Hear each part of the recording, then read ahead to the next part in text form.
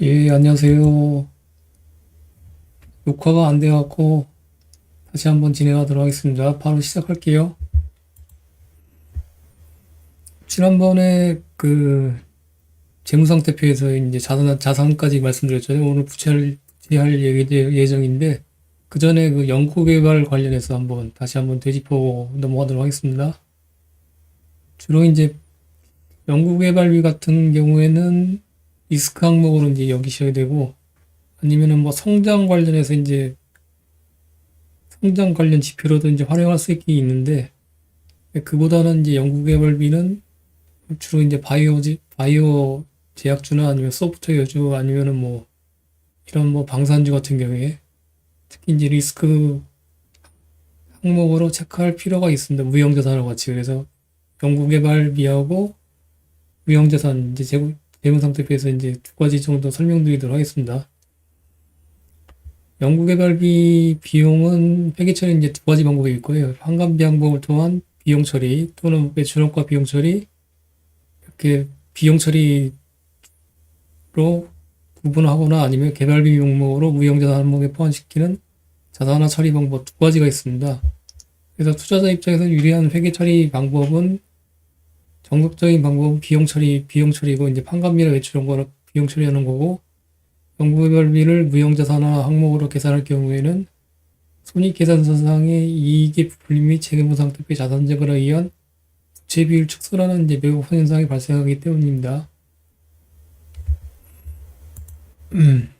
오늘 뭐 HLB 뭐 많이 몰랐더라고요. 그래서 HLB 잠깐 보시도록 할까요?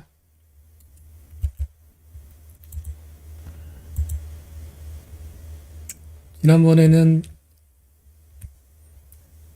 알테운전 잠깐 봤었거든요. HLB 잠깐 보시도록 할게요. 이런 이제 연구개발비 같은 경우에는 보시면은 주요 사업의 내용에 보시면 이제 주요 계약 및 연구개발 활동이 있고요. 보통 연구개발비는 대부분 인건비가 많이 차지하죠. 아니면 외주 용역비라든가. HLB 분기보고서는 처음 열어보네요. 그래서 연구개발비 비용 처리 같은 경우에는 거의 이제 보통 보면 제일 하단부에 있고, HLB 연구개발비 처리는 어떻게 있는지 보실까요? 명기를 뺐네요, 보니까요. 연구개발 비용이 매출액 대비 140억, 79억. 무형자산으로 처리된지 아니면은 뭐 비용으로 처리된지 명기를 안 해놓고 있습니다, 보니까요. 그 무형자산이 얼마큼 잡혀 있는지 한번 보도록 하겠습니다. 자산 중에서 이제 무형자산 비유동자산이잖아요. 무형자산이 24년 3분기 기준으로 했을 때 자산 총계가 이제 8,510억인데 그 중에서 2,800억 원이 무형자산입니다. 무형자산. 그러면은 대략 한 3분의 1이 자산의 3분의 1이 이제 무형자산이죠. 주로 이제 바이오 제약주 같은 경우는 연구개발비가 이제 무형자산화 처리되거나 아니면 뭐 인수하거나 그렇게 되면 이제 많이 쌓이게 되는데, 이게 좀 어떻게 보면 리스크 항목으로 이제 보일 수가 있죠.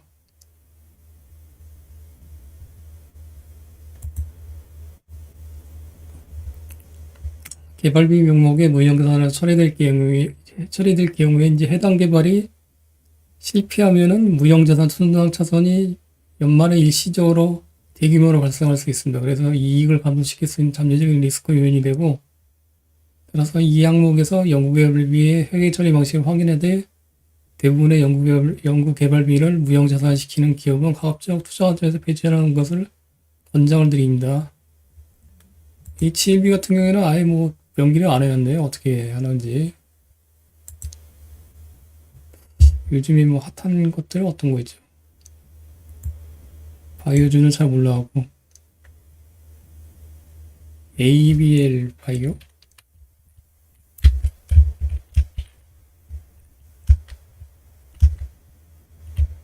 맞나요?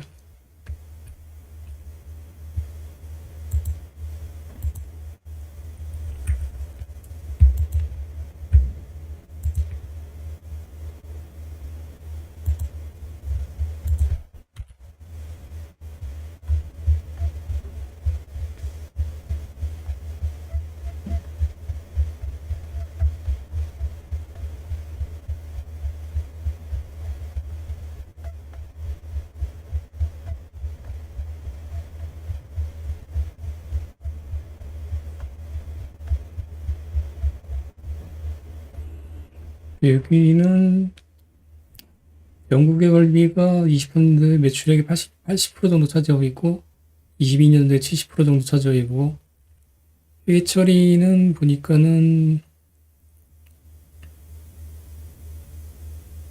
경상 회계 처리 비용 경상 연구개발비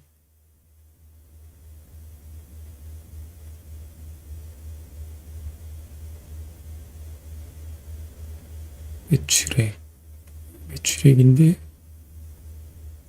이게 이제 연구개발비잖아요. 80%.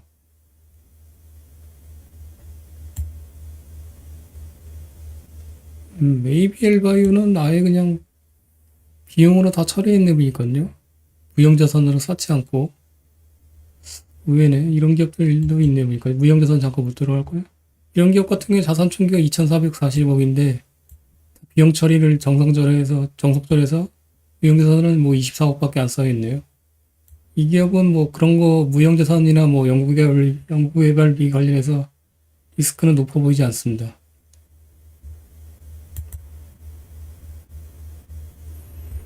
다시 이제 책으로 넘어서 ABL 바이오는 뭐 저 한 가지 항목으로 봤을 땐 괜찮네요. 그러니까요.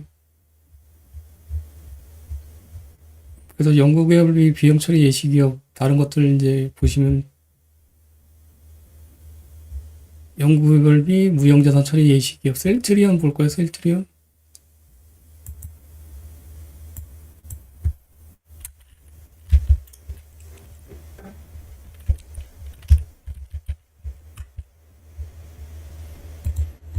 셀트리온도 2010년대인가 많이 논란이 많았었죠.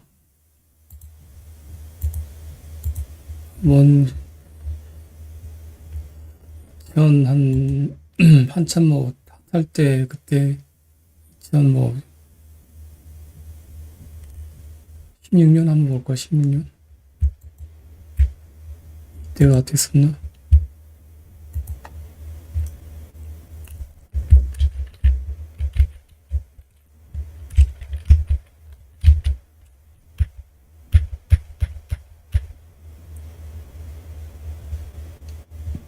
이렇게 보시면 연구개발 2019년 때가 보시면은 이제 연구개발비가 매출액의 30% 정도 차지하고 있는데 판관비를 그중에서 이제 연구개발비가 2,600억 정도 말씀드리는데 무형자산으로 이렇게 상당히 많이 쌓고 있습니다. 이렇게 되면 비용 처리를 적게 하고 낮게 하고 이렇게 무형자산을 쌓게 돼서 그 당시에 이제 재무상태표에 보시면은 무형자산이 총자산 7,200억, 총자산은 2조 8천억인데 한 4분의 1 정도 차지하고 있네요. 25% 정도 무형자산 자산이. 근데 최근에 잠깐 보시도록 할게요. 최근에는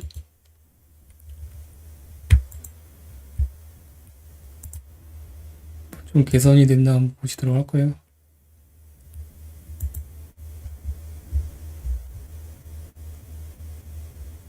오히려 무형자산이 훨씬 더 늘었네요. 보니까요. 20조인데 무형자산이 13조 원이네요. 보니까 연구개발비를 아직까지는 많이 무형자산으로 계속 비중을 높이고 있는 것 같은데 보니까요. 아니네요.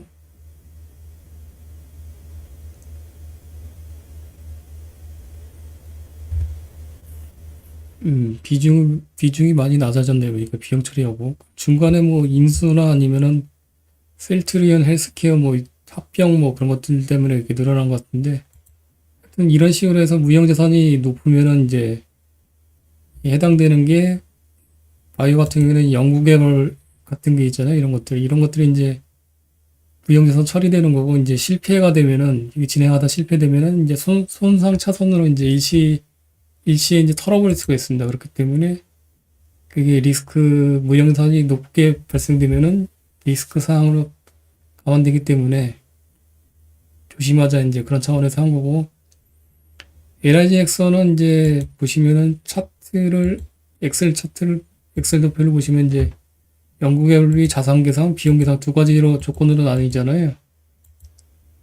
그래서 이제 과제를 이것 세우시고 차트화 시키시고 이렇게 보시면은 그래서 연구개발비 자산계상 비중이 이게 자산계상 비중이라는 거는 무형자산을 처리하는 거잖아요. 그래서 장기간 추이가 보시면은 이제 LIG넥스 같은 경우는 이제 우하향하고 있습니다. 이렇게 자산 처리 비중이 그러면은 뭐 이렇게 긍정적으로 바라볼 수 있고 절대금액도 이렇게 낮아지고 있잖아요.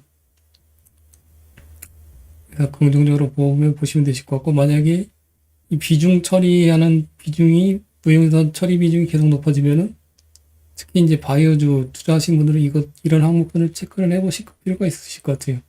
높아지면은 좀 리스크가 있다 보시면 되실 것 같습니다. 그런 이제 과정을 설명드리려고 이제 과제로 내드린 거고 책에도 써놨습니다. 그래서 이것도 LIG 넥슨은 크게 뭐 리스크는 없는데 방산주고 연구개발비가 크게 뭐 높게 차지하고 있는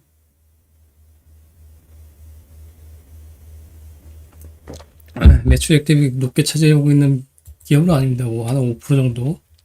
바이오주 같은 경우는 뭐 80%뭐 매출액이 작으니까는 낮으니까는 그래서 일단 샘플로 한번 해놓은 거고 한번 이렇게 해서 체크를 해보시기 바랍니다. 최근에 이제 최근까지 뭐 바이오주, 알테오주나 뭐 시장에서 핫했잖아요. 그래서 매출액이나 손익 같은 경우에 현금흐름 같은 경우에는 뭐 정량적으로 분석할 수 있는 내용들이 좀 약간 약하죠. 근데 리스크 사항을 체크하시기 위해서는 바이오주 같은 경우에는 이렇게 무형자산과 연구개발비 항목들은 반드시 체크하실 필요가 있어 보입니다. 그래서 이거 샘플로 해서 이제 바이오주 투자하시는 분들은 이 부분에 대해서는 집중적으로 이제 리스크 관리를 위해서 체크를 해보시기 바랍니다. 그래서 LIG 넥슨 샘플로 해서 한번 해보시고 이렇게 적용을 해보시기 바랍니다. 이거는 그때 지난주에 설명드렸었죠.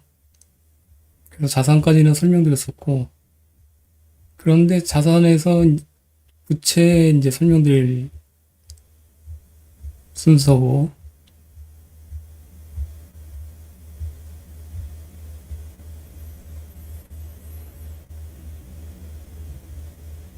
그 자산 항목 중에서 무형자산 관련해서 이제 연구개발비하고 무형자산 관련해서 이제 투자자 입장에서 무형자산의 규모가 과도한지 여부를 파악해서 리스크 관점에서 주의 깊게 내용을 파악하셔야 된다고 이제 말씀드렸고 과도한 규모의 무형자산은 미래에 높은 손실로 이어질 가능성이 언제나 있기 때문이죠.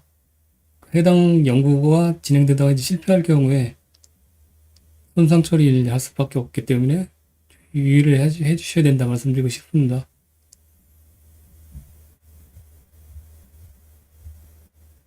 무형자산도 이제 형태가 없는 특허권이나 바이오 제약주들의 신약 개발을 위한 연구개발비나 소프트웨어 기업 같은 경우에도 연구개발비를 특허라는 명목으로 이제 무형자산으로 만약 회계 처리하고 있는데 만약에 연구개발비를 판관비로 포함시켜서 이익을 비용 처리하지 않고 당분기에 무형자산으로 회계 처리한다면은 이는 특정 시점에 이익을 증가시키게 하는 손익으로 이제 비용 처리가 안 되기 때문에 자산 항목으로 쌓이게 되면은 특정 시점에 이익을 증가시키게 되는 이제 화장기법이 들어가잖아요. 그 다음에 재무상태표로 상환하면 비유동자산에 이제 포함되니까는 무형자산이 증가시키는 자산 항목을 증가시키는 효과, 화장 효과를 불러일으키게 됩니다. 그렇기 때문에 무형자산과 연구개발비는 리스크 관점에서 체크를 면밀하게 해보시는 것이 필요할 것 같습니다.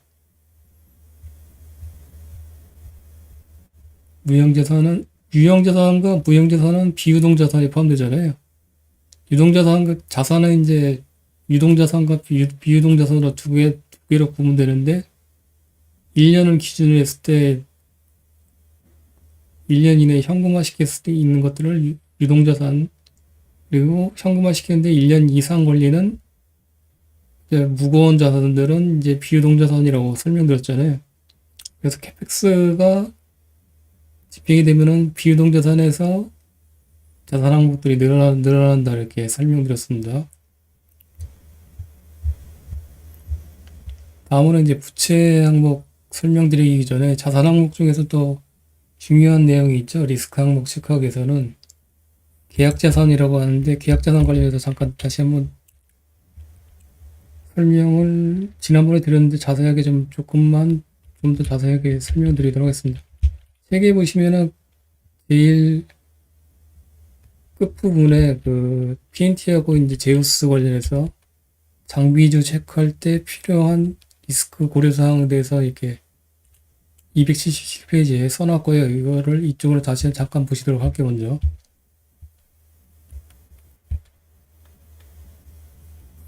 장비주 투자 시 고려사항이라고 써놨는데 장비주뿐만 아니라 이제 조선주나 방산주나 아니면 수주형 기업들 대부분이 이제 계약자산들이 건설주 특히 계약자산 항목에 대해서 리스크 사항을 고려를 꼼꼼히 하셔야 됩니다. 이제 계약자산이라는 건 뭐냐면은 잠깐 정의를 보시면은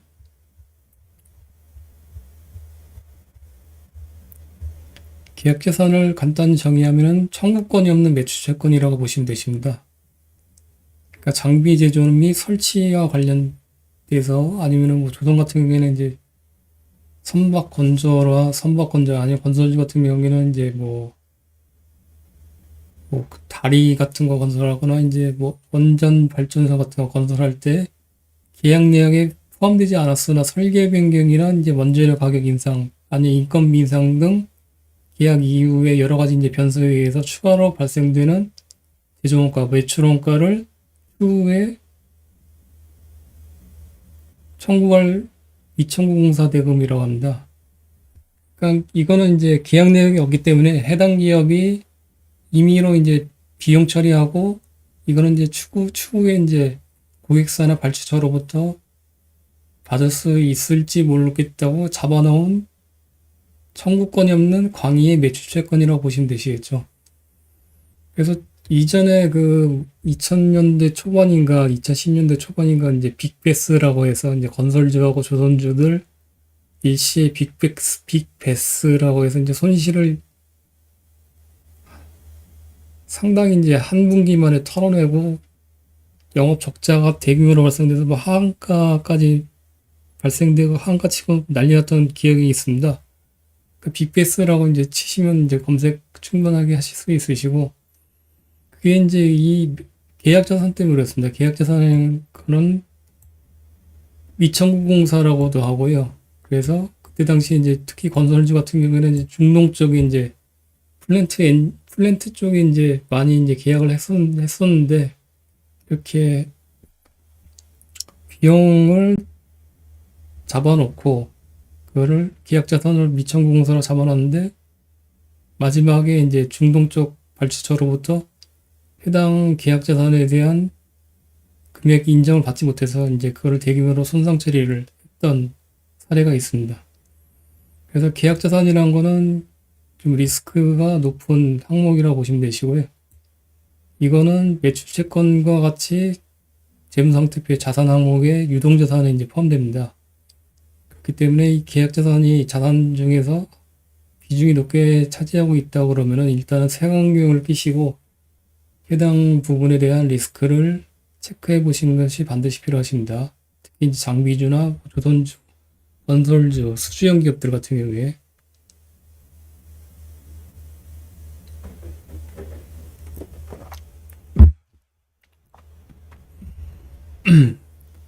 계약자산은 이제 매출채권과 달리 고객사에게 청구할 수 있는 권리가 없기 때문에 권리가 없고 반면에 재무상태표 유동자산에는 포함이 됩니다.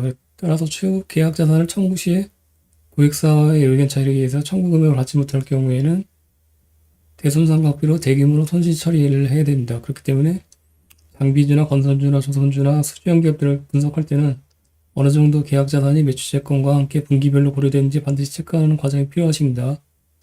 LIG 넥슨을 예시로 들어볼까요? 계약자산은 이제 어디에 포함된다고 말씀드렸죠? 재무상태표에 자산 항목, 유동자산이 이제 포함된다고 말씀드렸죠? 유동자산에 잠깐 사업보고서를 보시도록 하겠습니다. 이거 셀트리온이고 LIG 넥슨 재무상태표에 보시면은 계약자산이라고 이렇게 명기되어 있잖아요. LIG 넥슨의 계약재산은 매출채권보다 금액이 훨씬 높네요. 4,877억. 총재산이 5,800억인데 4,877억이면 5조 8천억인데 약 한 뭐 19% 정도 차지하고 있네요. 이건요.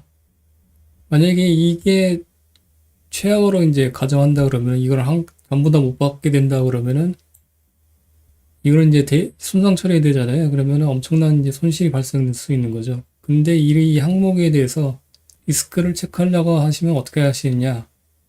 이렇게 보시면 뭐 10% 정도 차지하고 9% 정도 차지하고 있네 이렇게 끝내는 게 아니라 마찬가지로 이제 정량적 분석이라는 건 과거 트랙 레코드를 통해서 과거 그러니까 레인지 범위 내에서 이게 유지되고 있는지 아니면 이거는 같은 경우에 좋지 않은 거잖아요. 그렇게 좋은 게 썩 좋은 게 아니잖아요. 그래서 우하향 자산 항목 중에서 차지하고 있는 비중이 우하향하는지 이렇게 체크를 해보는 겁니다.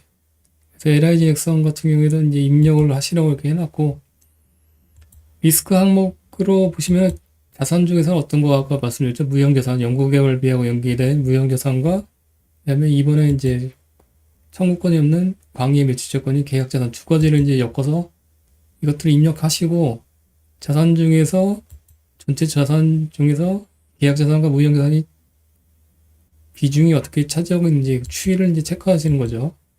그렇다면은 이것들은 이렇게 리스크가 있는 항목이잖아요. 그렇기 때문에 총자산 중에서 이 두 개 항목을 합산해서 이 비중이 우하향한다 그러면은 긍정적으로 보시면 되시고 계속 우상향하면은 이렇게 좋게 보시면은 안 되실 것 같습니다. 그래서 저것들을 입력하신 다음에 보시면은 파란색은 이제 계약자산이고요. 분기별로 주황색은 무형자산이고 이거를 두 개를 합산하면은 절대 금액상으로는 이렇게 증가 추세를 보이겠죠.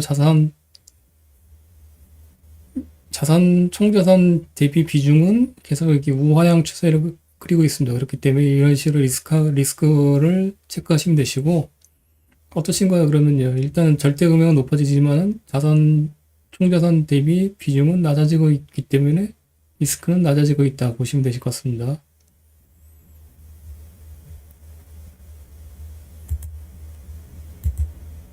그리고 이제 연구개발비 어떻게 체크하시는지 이거는 이제 샘플로 됐으니까는 한번 입력해 보시고 이제 다른 기업들에 적용해서 이제 활용해 보시기 바라고요.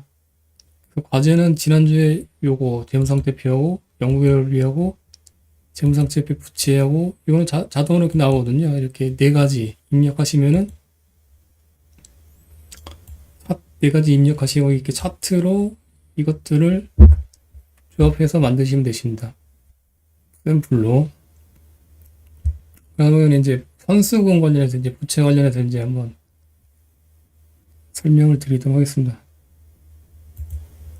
책으로 넘어가서 선수금도 그때 한번 설명을 드렸었죠.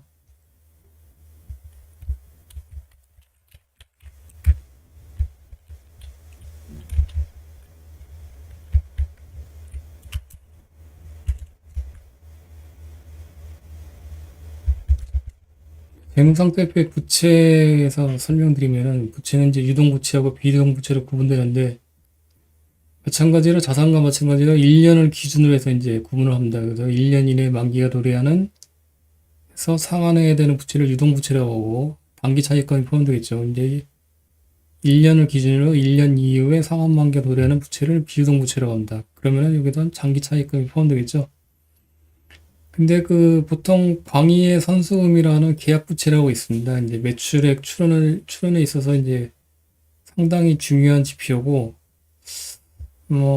매출액 출원을 하기 위해서 이제 두 가지 정량적 지표가 중요한데, 이제 수주잔고, 여러분들이 잘 아시는 수주잔고하고, 그 다음에 두 번째로 이제 선수금이라고 합니다. 선수금. 또는 계약부채라고 하죠. 근데 계약부채는 유동부채에 포함됩니다. 유동부채, 선수금, 계약부채. 부채 비율이라는 거는 부채 총기를 지배주주 자본 총기를 이제 나눈 비율이기 때문에 가령 나쁜 기업들은 이제 매출채권 부풀려서 분식 회의를 저지르기도 합니다. 매출채권 부풀리면은 자산 항목이 늘어나잖아요. 그러면은 부채 비율은 낮아지는 화장기법이 발생되게 됩니다. 가령 이제 매출이 발생하지도 않은 선수금을 매출로 잡아서 매출 자체에 부풀리거나 매출 채권을 계상해서 부채 비율을 낮추기도 합니다.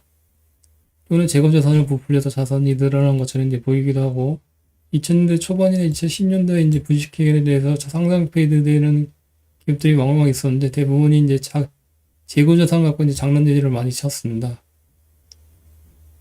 그래서 재고 자산 관련해서 리스크를 체크하시려고 하면 반드시 이제 회전율을 체크를 하셔야 되고 이런 화장 기법을 통한 장난질을 방지하기 위해서는 재고자산 회전율은 매출원가를 기준으로 해서 이제 반드시 체크해 보시라고 강조를 드렸습니다. 매출액 기준이 아니라 매출액은 이제 매출채권을 부풀리기 통해서 화장 기법을 도입할 수 있기 때문에 쉽게 도입할 수 있기 때문에 매출원가를 기준으로 해서 재고자산 단기, 분기 평균값을 나눠서 회전율을 구하시는 것이 리스크 관리를 위해서는 필요하다고 이제 권장을 드렸었고 지난주에 설명드렸습니다.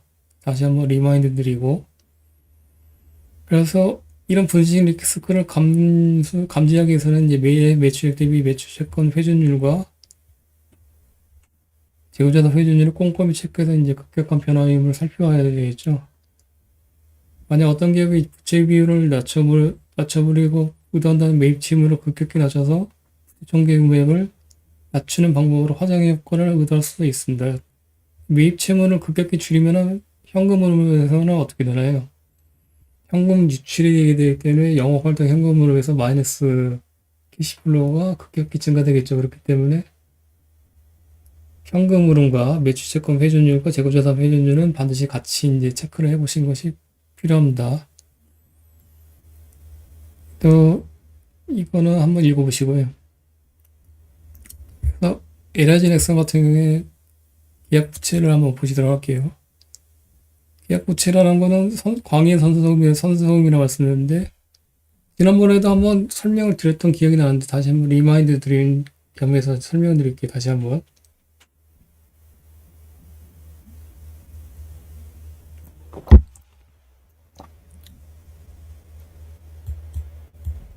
보시면은 부채, 유동부채, 유동계약 부채가 있습니다. 3조 4천억이 됐네요. 이게 이제 23년 4분기잖아요. 대비 2배로 올랐네요. 상당히 많이 높게 발생됐네요. 보니까 유동계약 부채가 24년 3분기 업데이트를 안 해놨는데 지금요. 유동계약 부채는 광해 선수금이잖아요. 그러면은 계약 자산 같은 경우에는 자산 항목이 포함되는데 총권은 광해 매출채권이니까 계약 자산 같은 경우에는 늘어나면은 겉으로 보이는 거는 이제 부채 비율이 낮아지기 때문에 유동 비율이 높아지는 그런 좋은 모습을 보이고 있지만 실질적으로는 리스크가 높은 이제 항목이라고 말씀드렸잖아요. 반대로 이 유동 부채는 부채 항목에 포함되기 때문에 이 유동 계약 부채가 늘어나면은 부채 비율은 이제 급증하는 이제 그런 겉으로 보기에는 안 좋은 효과를 발생시키는데 실질적으로는 선수금이기 때문에 개념이기 때문에 이 계약 부채가 늘어나면서 부채 비율이 겉으로 보기에는 증가되는 거는 그 내면의 효과로는 반대로 좋은 이면의 스토리를 이제 간직하고 있다고 보시면 되실 것 같습니다. 근데 LG 넥슨 같은 경우에는 지금 보시면은 23년 3분기에 유동부채가 엄청 늘었잖아요. 유동계약 부채가 얼마였죠?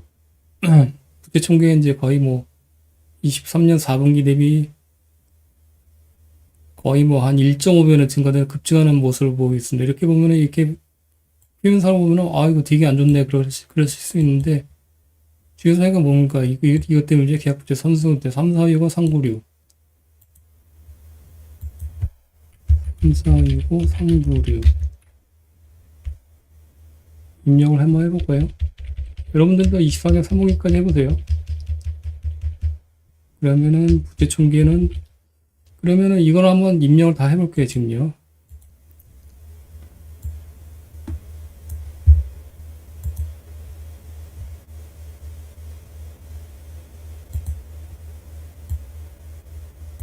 총기에는 선수금제는 이제 수직 걸어지면 되시죠. 선수금은 부채 총기 대비 74.8%까지 올라왔네요. 보니까요. 현재 겉으로 보이는 부채 비율은 이제 부채 총기 나누기 자본 총기잖아요. 그래서 이것들을 다 입력을 하셔야죠. 24년 3분기에 현금성 자산이 유동계약 자산이 48773 유동계약 자산은 빠지고 계약 부채는 올라오고 이거는 좀 긍정적인 모습이죠. 무형자산은 증가하고 자산 총계는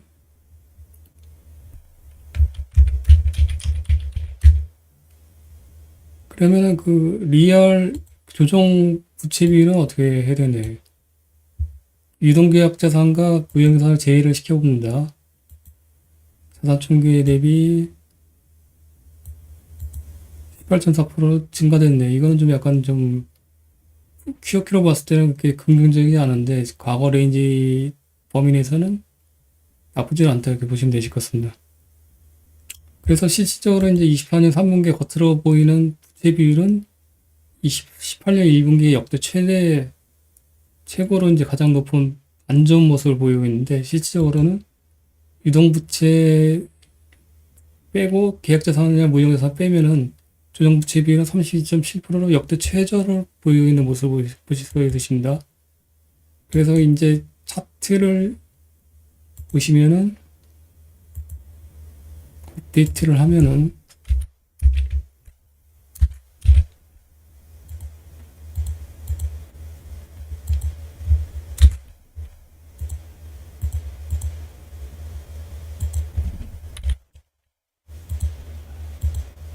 이렇게 선수금도 한번 볼까요?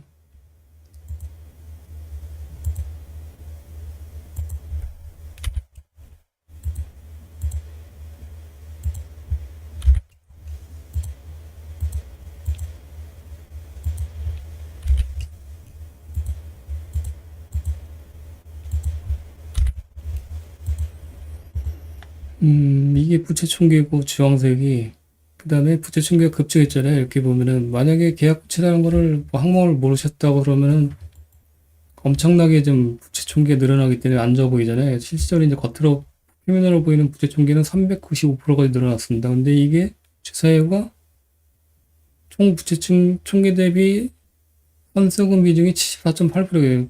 거의 대부분을 차지하고 있죠. 24년 3분기에. 그래서 이거를 실질적으로 빼면은 부채가 아니잖아요. 이제 이 고객이 이제 제품을 납품하면 이제 매출로 잡히는 거잖아요. 그러면은 그거를 빼면은 이 선수금을 빼면은 실질적인 부채비율 32.7% 역대 최저예요, 지금요. 그래서 이런 것들은 이제 투자의 이제 포인트로 잡는 거죠. 만약에 주가가 좀 LIG 넥슨 이제 신고가 뭐 금방 있는데 지금은 그런데 뭐 이런 류의 기업들이 만약에 이런 것 때문에 리스크 항목 때문에 불거져서 주가가 뭐 최저가나 아니면은 뭐 하단부에 있다 그러면은 이런 것들 찾아내서 투자 포인트 잡고 이런 것들을 흥분을 좀 하셔야 되겠죠, 이제. 겉으로 보이는 것 리스크보다는 안으로 보면은 반대적으로 이제 상당한 메리트가 있는 기업이라고 보시면 되실 것 같습니다.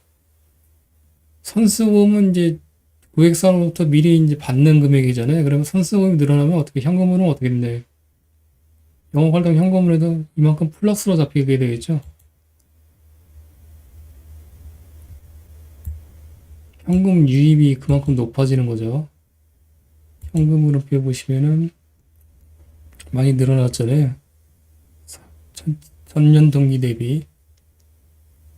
그 재고 영업활동 현금으로는 주요 내용을 보시면은 선수금 관련해서 이제 계약부채라고 연기되겠죠. 계약부채 증가로 현금 유입이 됐습니다. 이렇게 100만 원 단위인가 이게? 잠깐만요. 1000원 단위니까 1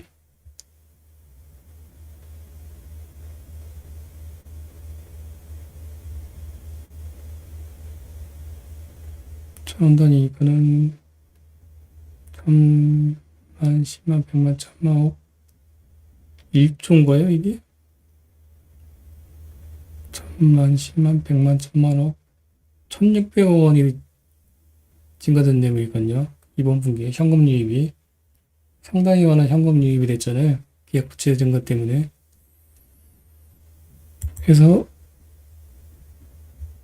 부채 항목에서 이제 계약 부채를 갖고 이렇게 하시면 되시고,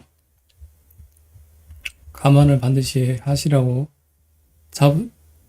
부채에서 다시 한번 자산에서 무형자산과 계약자산은 리스크 관리 관점에서 이제 보셔야 되고, 부채 쪽에서는 이제 계약 부채는 상당히 이제 긍정적인 시그널 관점에서 그걸 이용하시라고 이제 설명드리고 싶습니다.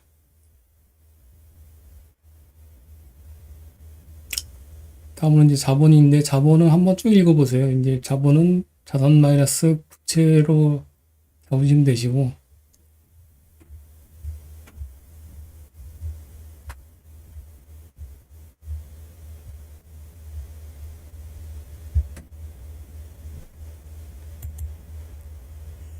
그리고 지난번에 선수금 관련해서 이제 계약 부채하고 수정을 해서 레깅 시켜서 매출액 추론하는 거 설명드렸었나요?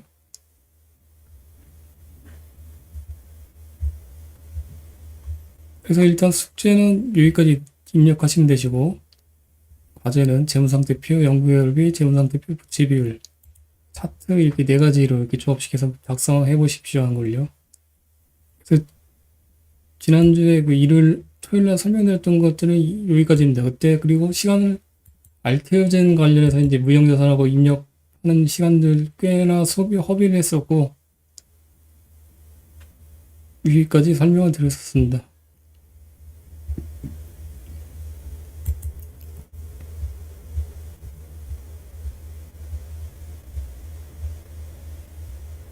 여기까지 설명드렸고, 추가로 이제 이번 주 금요일 날 추가적으로 이제 설명드리도록 할게요. 지금 컨디션이 이렇게 좋지 않아가지고요. 그리고 좀 10시부터 또 추가 미팅이 있어갖고, 미국 주식 뭐 스터디 하는데 뭐 온라인 스터디, 그래서 오늘은 여기까지 하도록 하겠습니다. 그래서 영상은 녹화해놨으니까는 공유를 드리도록 할게요. 시간 내주셔서 감사하고, 이번 주 금요일날 뵙도록 하겠습니다. 다시 고생하셨습니다.